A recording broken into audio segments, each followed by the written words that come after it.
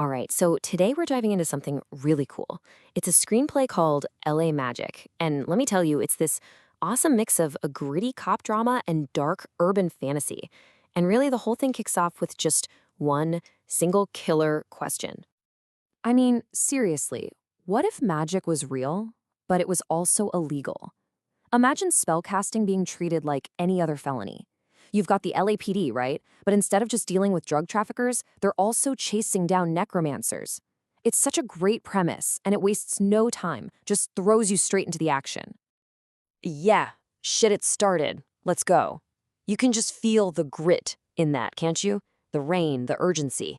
It immediately tells you, okay, this is not your average 911 call. Something big is going down.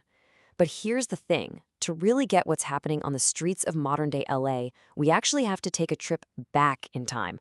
Way back. So yeah, our story doesn't even start in Los Angeles. It starts in the rubble of Germany, right at the very end of World War II. And this is the moment magic bursts back into the modern world. And it does it in, well, about the darkest way you could possibly imagine.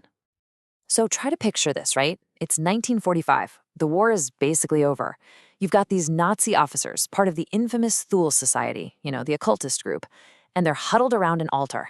They've already performed a human sacrifice, and they're chanting, trying to call up something ancient and really, really bad.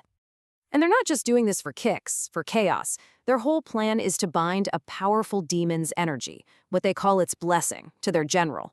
They think this is their last-ditch effort, that this will somehow turn the tide of the war. But, as you might have guessed, things don't exactly go according to plan. And here's where it gets crazy. The twist. At the exact moment the ritual is about to complete, a lone U.S. Army Ranger named Jack Thompson takes out the general. Quick, silent, and then he sits on the throne. Just like that, at the most critical second, the demon's power, and you see it as these blue flames, pours into him. He basically hijacks the whole thing and becomes the new master. Okay, so here's the bridge between the past and the present.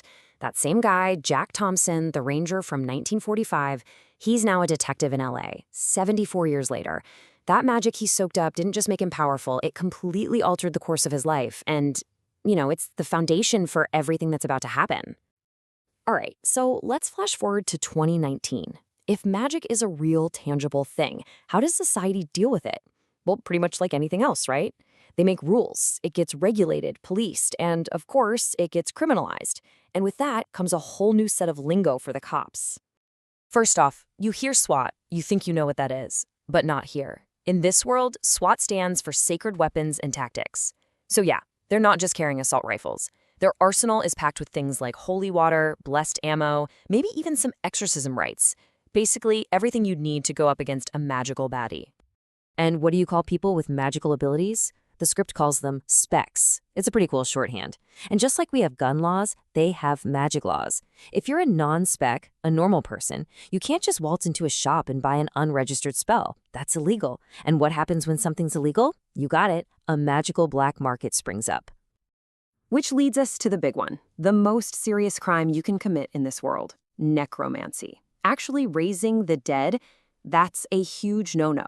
It's a massive violation of what they call the Supernatural Powers Act. Think of it as the magical version of a capital crime. And this is the exact crime that our detective, Jack Thompson, is right in the middle of investigating. Okay, so now all that chaos from the beginning starts to make sense, right? This isn't just some random act of magical violence. What we're actually seeing is a father's absolutely desperate and frankly horrific attempt to get justice for his murdered kid, and he's using the darkest kind of magic there is to do it.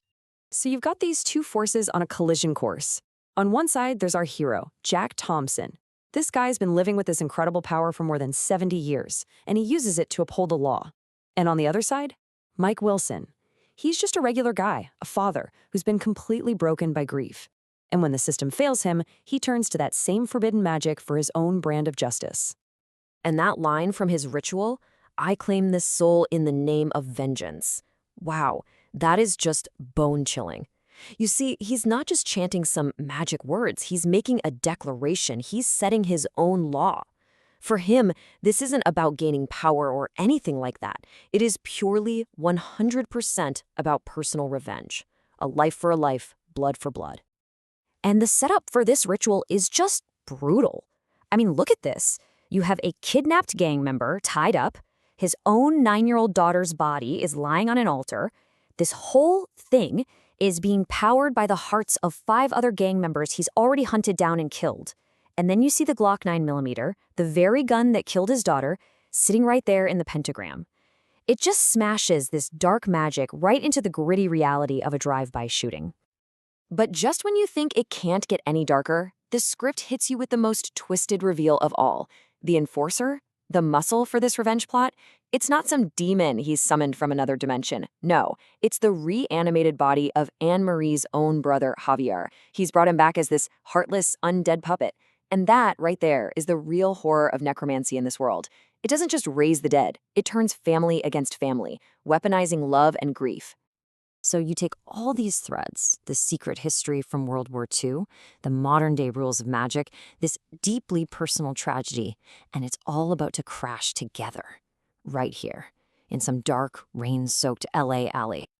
So on one side, you've got our hero, a man whose knowledge of dark magic was literally forged in fire, fighting the worst occultists the world has ever seen.